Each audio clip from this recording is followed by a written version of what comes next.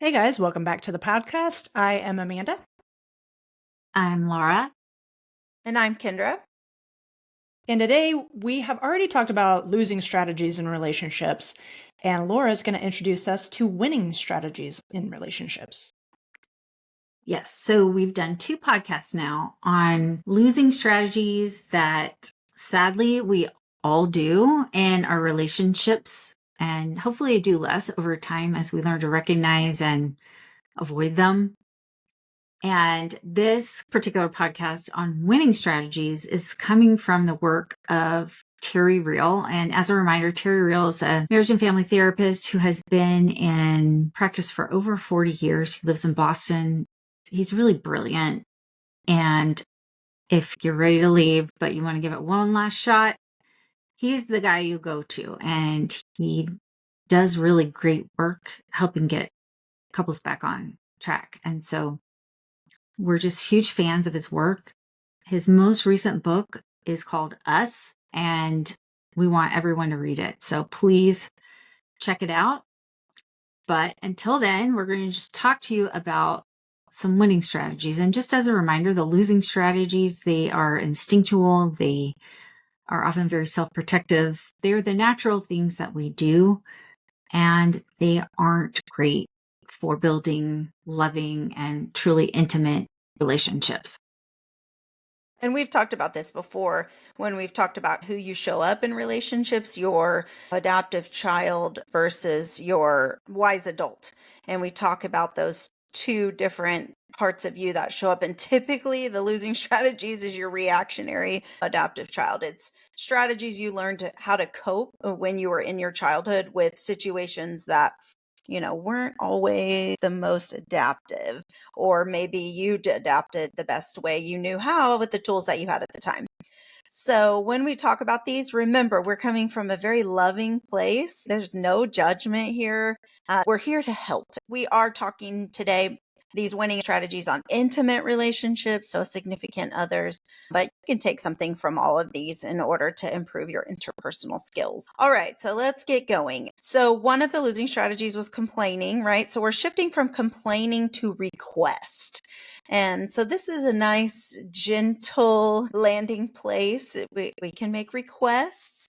The expectations with a request tend to be received a little better. Once we complain, it really sounds like we're dissatisfied. So we may get a defensive reaction back to our complaint because it really carries with it a little bit of a negative undertone.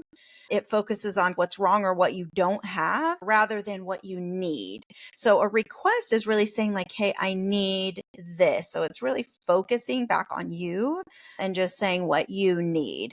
And instead of that negative connotation a complaint can have, when you keep it self-focused, it really allows for your partner to consider like, okay, and maybe get creative with meeting this need, right? So you kind of put it in their hands. And it offers a clear pathway for understanding.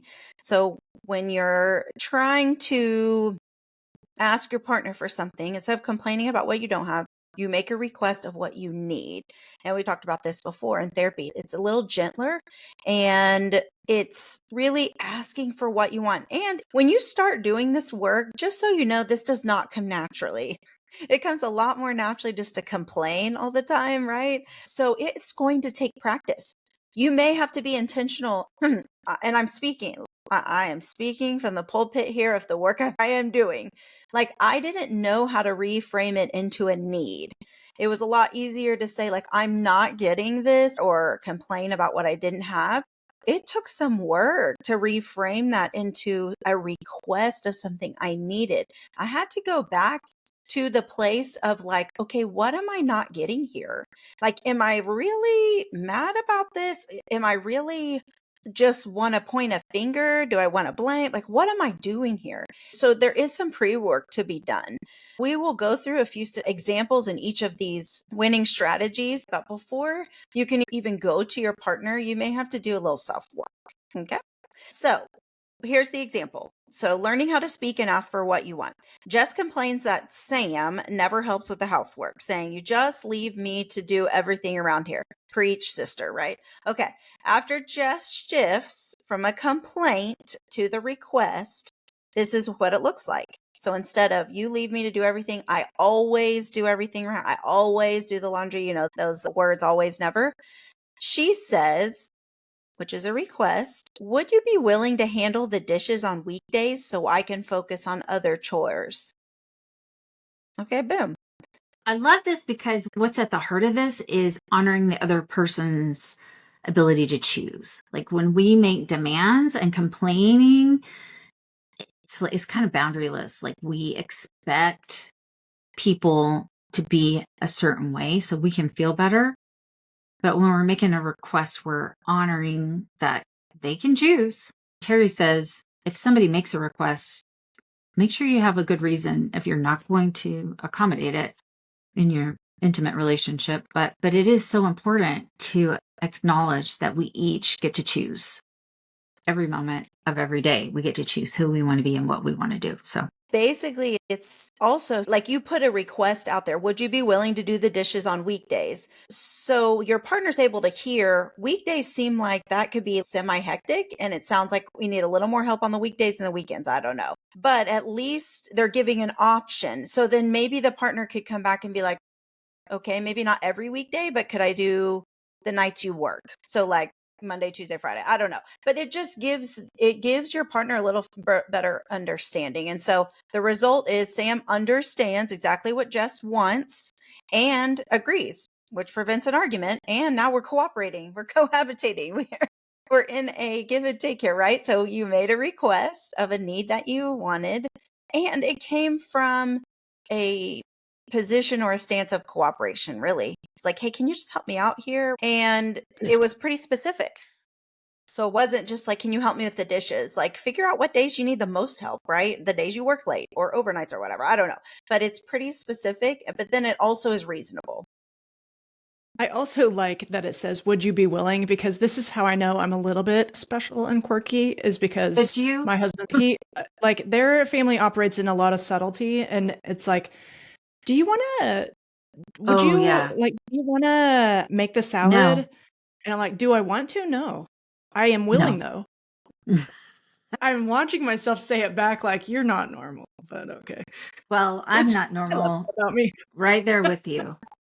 I never came advertised as normal, so I feel pretty confident about that. Yeah.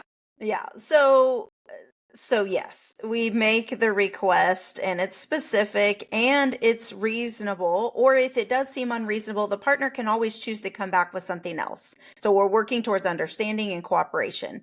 So before, when it was a complaint, Sam might get defensive. He's like, "I don't know. Why are you criticizing me? I didn't even know you needed help with the dishes on the weekdays." But now Sam has a action plan.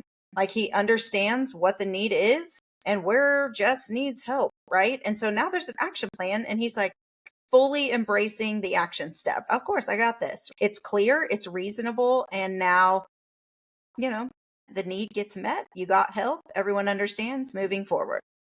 So that's shifting from complaint to request. All right, so now we are speaking to a repair with love and respect. So we talked about repairs, making repairs. We actually did 2 episodes, one having to do with our kids and one making a repair with adults, our significant other. And Terry likes to say this: we are in a constant dance of harmony, disharmony, and repair. And repeat. This is a dance. That is what relationships are about. So conflicts are inevitable, but when we approach a repair with respect and love, we're actually reaffirming our commitment. It could actually be that bid for connection. And when we're working through an issue, you can take the stance of like, "Hey, I want to work together for this. Like, I'm turning towards you because together I think we can work through this." So contract with your partner for a 10-minute dialogue or repair conversation. And this may need to be scheduled. I know it sounds weird, but like for my house, my husband and I were physicians. Like, it's crazy town here. So there maybe need to be a text like, "Hey, are you free tonight or tomorrow at lunch or whatever? I just need 15 minutes of your time." So it may need to be scheduled. And that also helps to lower frustrations because it's scheduled. So the expectation isn't that he just gives up 10 or 15 minutes, God knows when, but I've set it up like, hey, I'm making you aware I need 10 or 15 minutes of your time. So the example, Michelle and Ryan argue about time management. The argument stretching on 4 hours and it escalates. That's so weird. When does that happen? It escalates into a personal attack, right? Both sides are defensive. 4 horsemen come out and done. After, though, once we equip them with approaching a repair with love and respect, they agree to a 10-minute repair conversation where they can both remain calm, discuss the issue, and they're being mindful. So they know that there's only 10 minutes, 10, 15 minutes of the conversation. And so you're choosing your words carefully. You're aware that you need to give your partner some part of that time because that's how a repair happens. You say something, you reflect back, you give your partner some time, and then you reflect back, right? So you got to have time in there to do that. And then Terry likes to say this a lot. It is a shorter focused conversation, but really you're remembering love. Like remember you love this person, right? This is your partner in life. And so you are remembering that you actually love this person. So it kind of gives you a little bit of gut check, heart check there. So we have a time limit to the dialogue or the conversation that we've made the request to have. The second part of that is remembering that you actually love this person, right? This is your partner in crime. Before we remember that we love this person and that they're our confidant, Michelle feels tempted to bring up past grievances, leading to emotional distance. So this is where that like time thing, if you had a nebulous amount of time, you're going to read the history book and bring up every fault and start blaming and doing all the things. After, though, Michelle silently recalls her love for Ryan before they begin the discussion, which helps her approach the conversation with empathy. When you remember that you actually do love this person and you're intentional about getting your mind and your brain and your heart all in line before the conversation, it tends to go a little bit smoother. Now, the next one is using the feedback wheel. And Terry talks about this 4-step feedback wheel. And so basically, if you're bringing something up that may or may not get heated, but it's a grievance conversation nonetheless, you have a time limit, you're remembering you love this person, and then this is kind of how you go about it. You say what you saw and heard, because remember, Terry in relational life therapy is all about an understanding. So like objective reality, your objective reality, and your partner's objective reality has gone away. Like this is not the goal of the thing anymore. The goal is an understanding. So you say what you saw and heard from your perspective, what you made up about it, meaning what it triggered. Be aware of the thoughts it triggered and how it made you feel. And then you make the request, what I'd like to happen or what I need, right? So when you schedule this conversation, you should also be going through these 4 steps of feedback well, considering what you're going to say, what it was, what you made up about it, like your thoughts, your feelings, and then make your request. So an example was when you didn't call after work, I assumed you were prioritizing other things over our evening together. I felt hurt and I'd like to agree or I need a way to communicate about our plans. Okay. And then the last step is letting go of the outcome. So he always talks about you want to be right or you want to be married. So the outcome here has to go. It is no longer about convincing your partner to see your reality and vice versa, you being convinced to see their reality. You both perceived the situation from the chair that you sit in, which is so full of all these life experiences and everything else that there's no way that you're going to come in a 10 to 15 minute conversation, get on the same page. So when you let go of the outcome, you can really focus on the understanding, you understanding your partner and your partner understanding you. So before, Ryan would feel frustrated if Michelle didn't respond to his feedback the way he hoped. So there we go. Frustration, disappointment, regret, all of those uncomfortable emotions. And down we go into the negative spiral and lead to more conflict. After, Ryan focused on sharing his perspective without controlling how Michelle responds, which keeps the conversation constructive and respectful. So when you're both talking from your own shoes and you're aware of how it made you feel, so these are when you start to become aware of what triggers you. And then you could even take it a step further and say, man, where is that coming from? And just sit with yourself and be like, wow, I wonder where that comes from. I wonder why that triggers me in that way. That's kind of next level. But anyways, you were aware of that, what you thought about it and how it made you feel, and then you figure out what you need. So this is a great example. I know personally when I have conflict, this is an excellent way to bring something up. So like the other day, my husband and I were talking about a situation that caused frustration. I was unaware that the situation caused frustration for him. And so I took a step back and I said, okay, this is what I heard you say, and this is what I made up about it in my mind, and this is how I felt.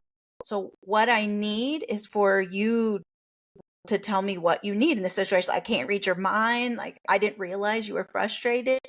So I need you to tell me in the moment, hey, I'm speaking to you that out of frustration. I'm speaking to you about this out of a frustration. Like, this frustrates me. Instead of not saying something just to keep the peace, or not saying something because you expect it to go terribly wrong or whatever.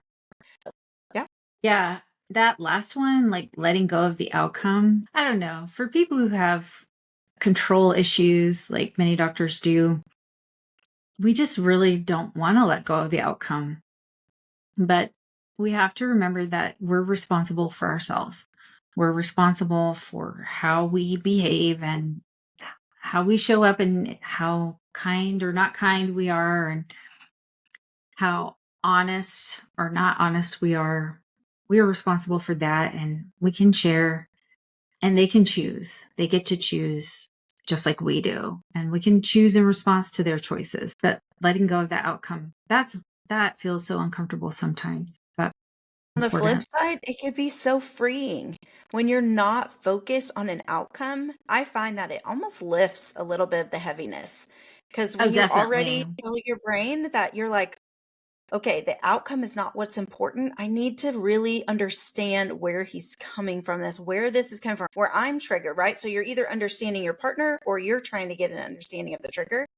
I mean, to me, it was mind blowing. Like, oh my gosh. Like, to me, not getting a solution seemed crazy town. Like, we're not going to have a solution to this. Mhm. We may discuss this 400 times and there may not be a solution. That seemed crazy town to me. But then when you reframe or shift the focus to an understanding, you're like, oh, now I can see why we Yeah. may never even compromise, or we may never get an outcome.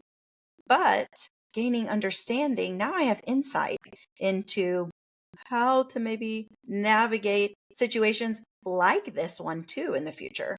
So it does, I feel like it lifts a weight. It definitely does once you can shift into that. I was more like mostly talking about the idea of letting go of it when I wasn't used to doing that. Was like, what? No. Like, no. I want it this way, and I'm going to keep trying. I'm going to keep trying to fix it until we come to a solution, and it just doesn't always happen. All right, so our third winning strategy is listening with compassion. So, listening with compassion helps our partner feel safe. It helps us both feel safe. It fosters understanding, even if we don't agree. And that's another step into good communication skills, is that we can listen to someone and even validate their emotions and say, yeah, that I can see how that would make sense, even if we don't agree with them. So we do not have to agree. We're just listening to understand. And so here's an example.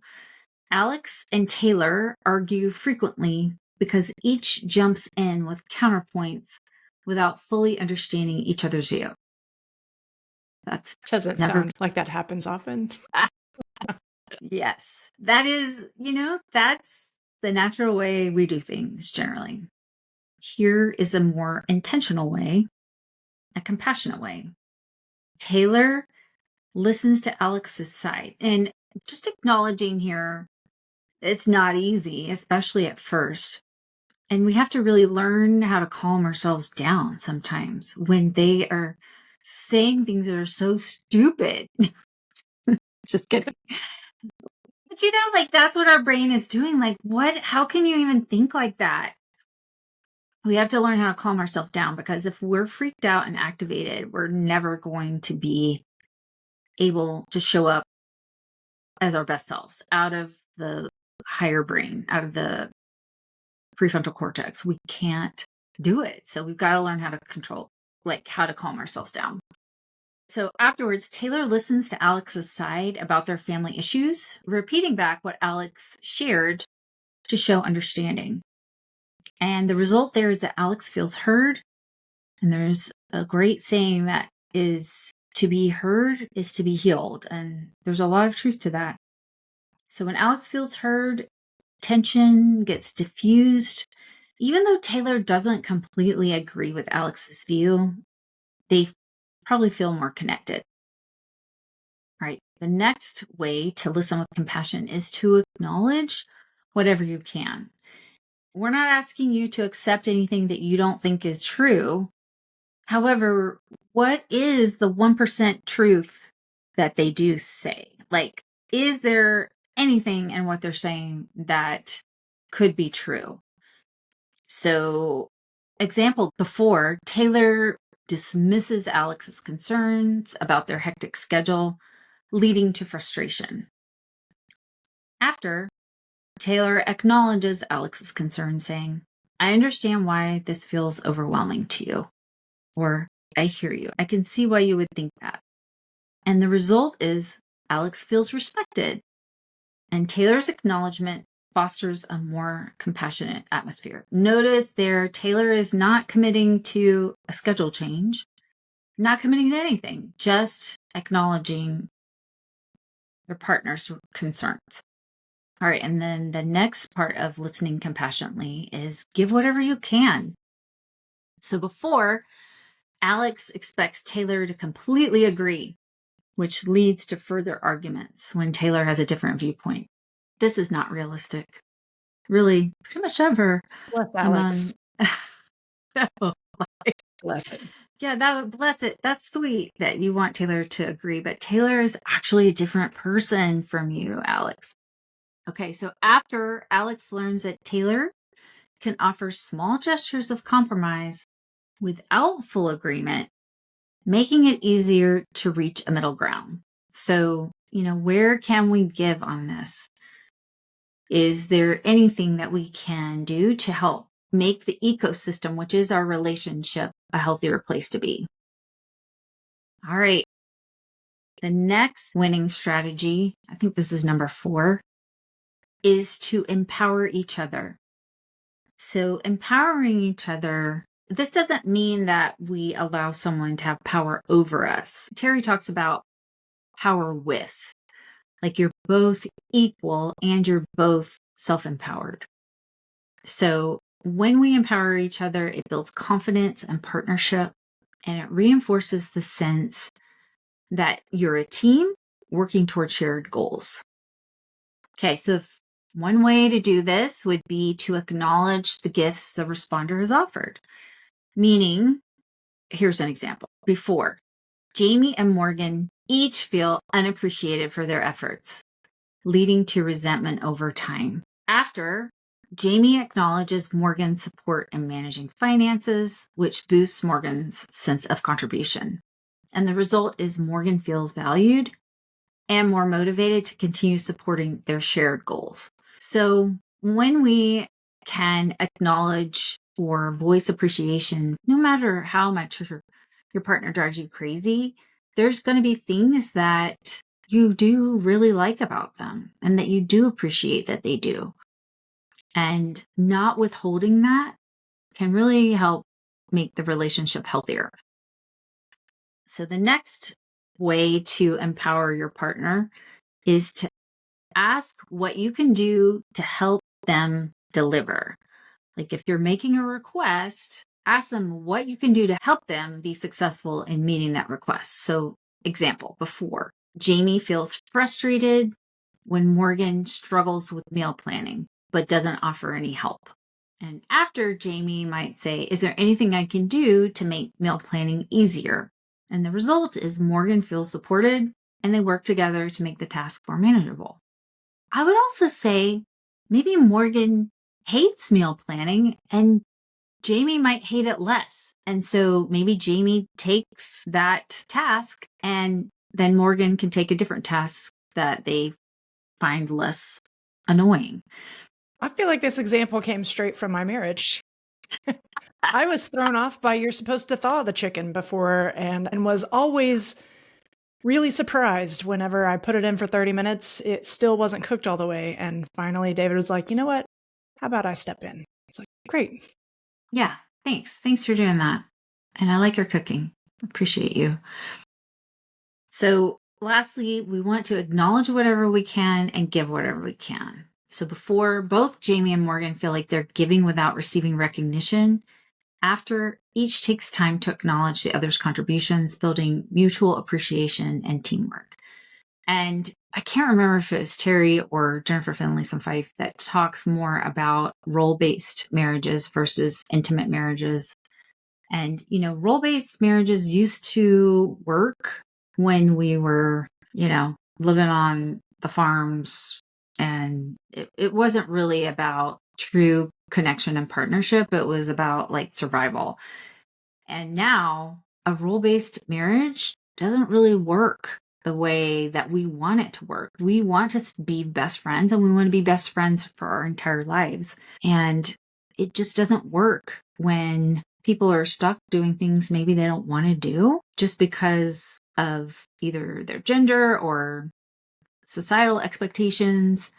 And so it's really important for us to look at those things carefully and work together as a partnership to get things done and get them done in a way that helps both of us thrive.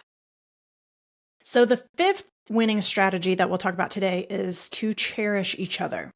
And it turns out that relationships thrive when both partners feel valued. And we can do this, help each other out a little bit by daily acts of cherishing in order to keep the love alive and strengthen the bond over time. So we'll give 4 examples of how you can practice cherishing each other. The first is give your partner specific positive feedback and appreciation daily. So this example is going to be Chris and Casey. Before, Chris and Casey rarely complimented each other. They focused only on the day's tasks, which leads to feeling disconnected. This honestly was all that we could manage in residency. I also am married to a physician. Like it was just ships passing in the night, just getting through the day, and that's not the best scenario. So after each morning, Chris and Casey share one thing they appreciate about each other. One day, Chris thanks Casey for always making breakfast, and Casey compliments Chris's sense of humor. So the result of behaving in this way is that these small daily appreciations help them reconnect and strengthen their bond. And look, it did not take much time at all. Probably even residents can do this. The second example is to nourish yourself and your relationship with time and energy. So the example of how not to do it is Chris and Casey put off quality time together because of their busy schedules, leading to feelings of neglect. Turns out that we are creatures that crave connection, even the introverted among us. We still do need human interaction, and living as roommates isn't the best. So after, they commit to a weekly date night where they can unwind together without distractions. And the result of this action is they both feel more connected and valued as they are prioritizing time for their relationship. It feels good to be on a team, and you do have to reconnect to get that team partnership feeling. Third strategy is to practice smart generosity. So before, Chris feels drained from taking on extra chores without receiving any thanks, and this leads to resentment. The example of after is both practice smart generosity, offering small gestures to make each other's day easier without expecting reciprocation every time. The result of behaving in this way is that acts of kindness are more appreciated and the relationship feels less transactional. One thing, one should not live or die by love languages, but it was eye-opening because you tend to treat the other person in the way that you want to be treated, but it's not necessarily what clicks for the other person. So it is worthwhile to be like, would it be meaningful if I did this? I have a limited amount of time. I want to garner the most credit possible for my efforts. So help a sister out. And out of these things, which would be the most appreciated? Over time, you can get to know this about your partner, but it is shocking how long you can be doing things you think make a difference and they just don't land at all. You are spinning your wheels. All you had to do was ask, probably. You Oh, better yeah. wear yourself out. Oh, I was like, wear yourself oh out. It's man. like, none of this is working. Uh, Yeah. I No, caught it myself isn't. in that trap. I'm like, dude, I am wearing myself out and you are not hearing nothing. You're not feeling nothing. You are not Yeah. receiving nothing. And it wasn't Yeah. until I'm like, all right, listen, I have this much time. I need to know what is a home run. I need to know what is the line drive. Give me what matters. I'm tired of like Yeah. spending I'm tired of spending all this energy and time that I don't have on things that aren't landing. And like just doing that was like, oh, well, I mean, you just have to do Yeah. I love So you. I easy. Like love when you you, actually have but a conversation about it. kill you. Hmm. Okay. Yeah. Yeah. I don't know why no one teaches us this, but we're Uh, teaching you now. I, So there you go. Yeah, I feel like it needs to be relationship 101 instead of weights club in high school, but that's just me. Yeah. You can keep on doing that thing that they have no interest in you doing and enjoy. All right. Last example of how to cherish each other is to give back to the world. So in this example, before Chris and Casey focused only on their immediate needs, missing out on shared meaningful activities. In the example of how to do it together, they volunteer together at a local shelter that means something to them once a month, and that adds purpose to their relationship. The result of behaving in this way is that they feel more connected and fulfilled, seeing themselves as a team contributing to the larger cause. I think that is beautiful. So that's something that Terry Real talks about a lot, is that as we become more relational, like using these winning strategies more, it actually will help the world be a healthier and happier place. And I think you can see if people are treating each other this way, it really can. And so that reaching outside of ourselves to serve others is a way to foster that in ourselves. Yeah, like you've established that you're a team and now you can be a force together for good. And that feels, for us physicians who tend to be altruistic and want to make a difference in the first place, that's just another way that you can do that. So let's recap our 5 winning strategies. They are dun, dun, dun, dun, shift from complaint to request, speak to repair with love and respect, listen with compassion, empower each other, and cherish each other.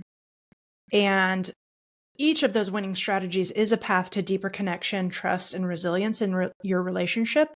And so we'd encourage you to practice one of these strategies, maybe 2. Don't knock yourself out too much. Do one that you can do in the coming week and reflect on how it affects your relationship.